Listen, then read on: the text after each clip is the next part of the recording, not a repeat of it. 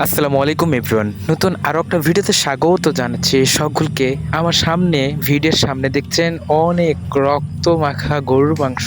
এগুলো সব পাতিলে ধুচ্ছে। কারণ কি জানেন? আজকে স্কুলে অনুষ্ঠান হচ্ছে আমাদের গাইবান্ধায়। তো এখানে দেখতে পাচ্ছেন গরুর মাংস শুধু ধুইয়া ধুইয়া পরিষ্কার ক্লিন কইরা পাতিলে রাখতেছে। এগুলো আজকে রান্না করবে। আমরা সেই অনুষ্ঠানে আছি। আপনার ধৈর্য সহকারে পুরো ভিডিওটা দেখবেন আশা করি।